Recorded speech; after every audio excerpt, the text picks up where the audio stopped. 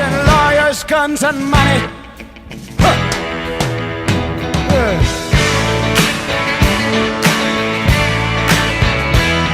Send lawyers, guns, and money.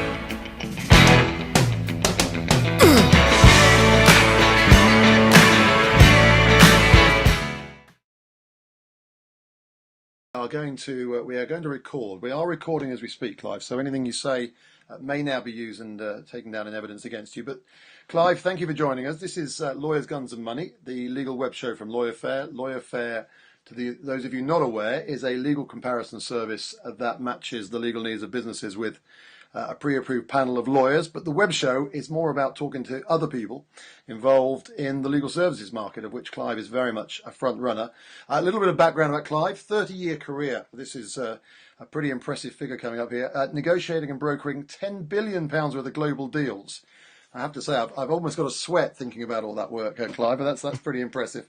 Thank you. And from those experiences, not surprisingly, Clive runs a negotiating practice, cliverich.com, and has even created a negotiation app, Clive, which was fantastic. What's the name of that? So the app is called Close My Deal, and so that's, if you can't get hold of me to sort you out, you can use the app to get you out of a jam. Fantastic. And, 24/7 negotiating. Fantastic. Well, that's brilliant. Alongside that, Clive is a barrister, mediator, arbitrator, author, and also a keynote speaker, I believe, Clive, at this week's business show. Yes, that's right. I've got a couple of speeches talking about negotiating for small companies, which is a big issue, big challenge for them.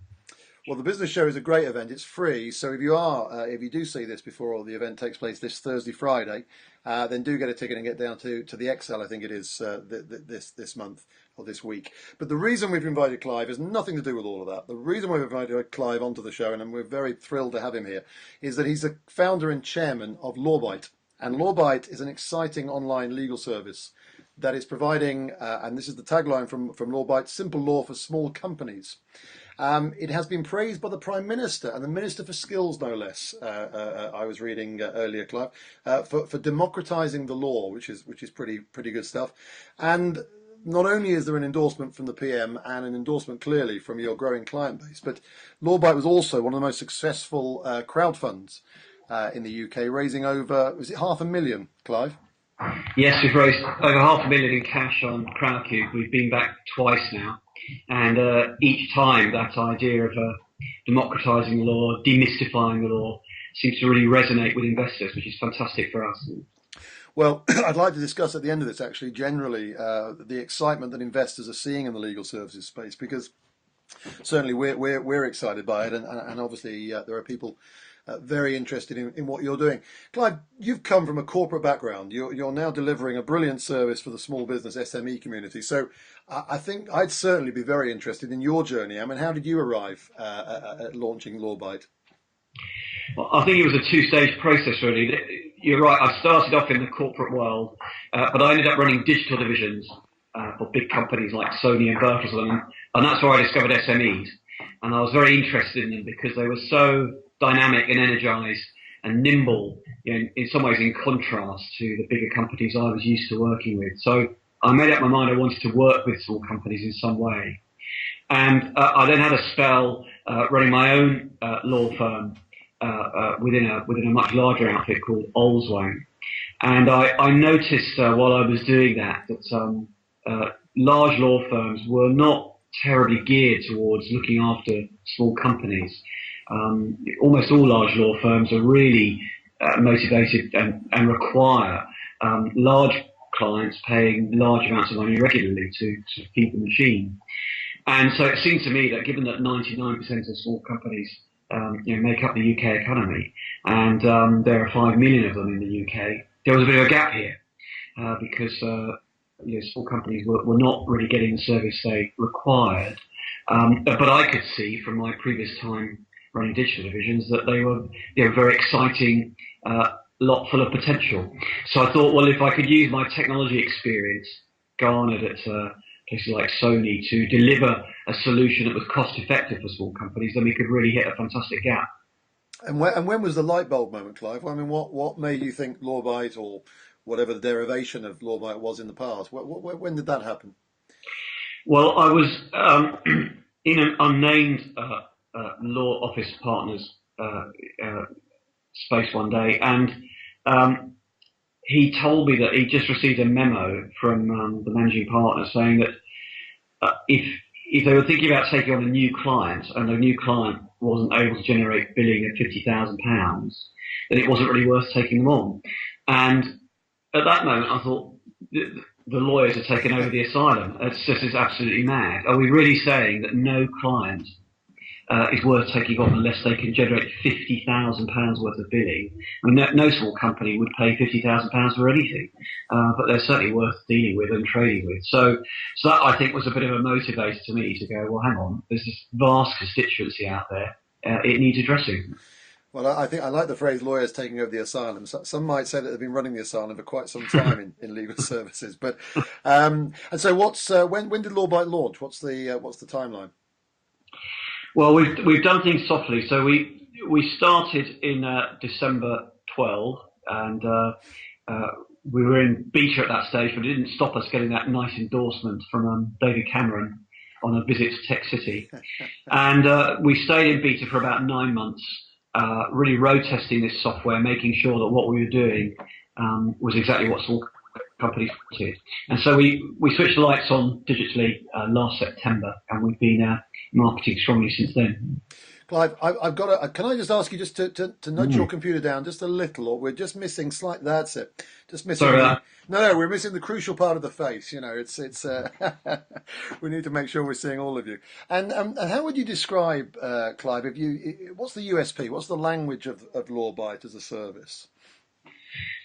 Well, simple law for small companies sums up a lot of it. So we keep things very straightforward and simple. We don't see any reason why the law should be a mystery to clients. So we think everyone has the right to understand the contracts that they sign. So that's the first base. The second part of it is keeping small companies safe and sound at a price they can afford. So lawyers do have a reputation for overcharging. I know it's not all lawyers all the time, but nonetheless, there is a perceived culture of overcharging within the legal industry. We're out to address that. And so simple law, affordable pricing, and keeping small companies safe and sound, that's really what we're all about. Well, this is not a lawyer bashing platform, by the way. You know, there are loads of great lawyers out there. Lawbite is filling a gap in the market, and there's a huge latent market out there, frankly, that lawyers have been overlooking for a long time. I think you'll be aware, I'm sure, Clive, of the study that the LSB did that said 52% of small business or business owners muddle through rather than seek external help. So, you know, this is a market. This is a market that's been there to be addressed, and clearly Lawbite is attacking that space. But I rather like. I've written it down here actually, talking about language on the Lawbite site. If you want to create a kind of vivid impression of what Lawbite is looking to achieve, they've got a lovely line here that says, "We have stripped out the marble hallways, the mahogany boardrooms, and the expensive front of house." And that, in a very vivid way, that kind of really shows you how stripped down Lawbite is, and it's delivering value and legal services at the proper price point. Yes, and I think when you take those things away, and you use technology to deliver the service, then you can start to make serious inroads into pricing, and you can bring it within the range of lots of small companies who would otherwise just muddle through, as you rightly say. Clive, could you? I mean, I'm always a great fan of the case study. I mean, have you got a couple of examples, perhaps, of where it really has worked and has helped a business owner? Well, we've had a number of discussions with business owners and/or their partners at the setup stage. So very often small companies just sort of plunge in, and people start working with each other, and they don't worry too much about shareholder agreement or what the decision-making process is for company decisions or how to deal with exit decisions. They just kind of get on with it, and confusion can then reign, particularly if people then fall out, because of course it's much easier to sort these things out when people are getting on well than when they're getting on badly. So in a number of instances, we've put in place shareholder agreements, shareholder arrangements, which mean that going forward the position is clear for everyone, and I think that's very good for the participants in the company, and very good for them, when they subsequently go to fulfil their dream and try and exit. It means there's no holes in the boat. And so I'm assuming that the startups is a key part of your market share and who you're dealing with. You're based in the heart of tech city, so very much the white heat of the startup world. But I always think that's an absolutely crucial point that understandably startups overlook at the very beginning some of those really important fundamental documents. And it's particularly the case when you get a bunch of guys who are perhaps pals, fueled by the enthusiasm and momentum of early stage growth. They forget to put these things in place, and then it can come back to bite you when things perhaps go awry, or perhaps you want to sell out, or whatever the future may hold for you. So it's a really crucial area that gets overlooked a lot by those smaller businesses. That's right, and I think probably the other crucial area is trading agreements of one kind or another, whether it's distribution, sale, licensing, software. Again, people are very keen just to get on and do the doing, and they don't necessarily think through, well, what could go wrong here? What happens if my supplier defaults? What happens if I don't get paid? How long is this agreement meant to last? When am I meant to get paid? All those kind of commercial essentials are dealt with either verbally or in emails, and companies can gain a lot from organising this kind of fabric of the way they do their business, and certainly when other people look to invest in them or buy them, that kind of retinue of recorded and documented trading history, trading arrangements is very, very important. It's an important part of the valuation. And another key issue here, Clive, and I know it's a key pillar of the service you offer, is the fee structure, which is, I think I'm right in saying, everything is fixed fee. Is that right? Yeah, so when we talk to you to set up the arrangement with Lawbite, we work out how long we think it's going to take us to provide you with the service you're requiring, and we give you a quote for an amount of money that reflects that and is then fixed. So if it takes longer than that, that's our lookout. So unless you completely change the rules of the game, that's the price, and it's the price up front, and it won't change. Well, it's one of the key issues, isn't it? It's one of the key frustrations, and also one of the key innovations that new models like yours, and there are others in the market as well, are emphasising that fixed fee pricing point. And it's that knowledge and that certainty of fees, which or uncertainty of fees in the past, which has caused a considerable amount of anxiety for business owners. I mean, Clive, I view you guys really at the forefront of some of the changes, particularly in the UK, that are taking place. I mean, where do you see this going? What's the future for Lawbite, and what's your place in the change that's taking place? Well, we're one of the few entities that provides all of the law in a box. So you can get your documents here, you can do your editing here, you can do your sharing of documents, get your amendments sorted out. You can get virtual legal advice at the touch of a button. So there's a virtual law firm wrapped around the process.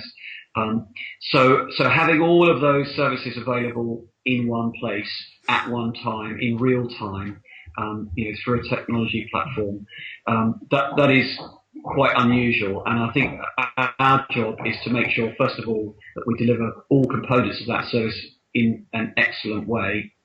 And secondly, to keep improving the technology so that we stay ahead and users get a better and better experience from us. So that's really our priority, to continue to try and be more excellent at everything. What we've noticed, however, is that this issue of affordable, understandable law is not just a UK problem.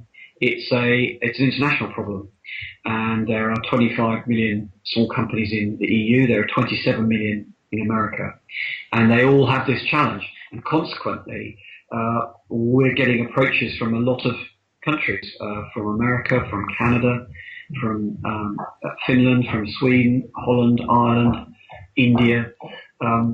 So this is very encouraging for us, and it suggests that not only is the problem scalable, but the idea of a UK solution has a lot of credibility. So UK law travels well. It's a good brand, and therefore we are seen as good champions of affordable, understandable law for small companies. Well, there are exciting times, Clive, and I think that I think you're well aware of there's a movement I think it started in the States, called Reinvent Law. If you go hashtag Reinvent Law, if you are watching this and are interested in it, and there's some really interesting ideas and investments going on. And that, in fact, there's a conference in London on the 20th of June, I think, being hosted by Reinvent Law. But I think what's really interesting about that movement, and if you have a look at the website, is how consistent the problems and the issues are with the jurisdiction over there and what's happening in the UK and elsewhere. There's a very consistent frustration with smaller businesses across the world, really, with their access and costs of law. And of course, it's so crucial. So the world, literally, Clive, is your oyster, I suspect. Let's hope so. Let's hope so. Well, listen, what people don't realise behind the scenes is we've had a few technical hitches in getting this recording done. So, Clive, thank you so much for your patience and good luck. I'm a great advocate of Lawbite and what you're doing, but I really appreciate you joining us. Yeah, no problem at all. Pleasure. Thank you very much, Andrew. Thanks very much. And thanks very much for watching. This has been Lawyers, Guns and Money. I'm Andrew Weaver. Thank you very much indeed. Send lawyers, guns and money.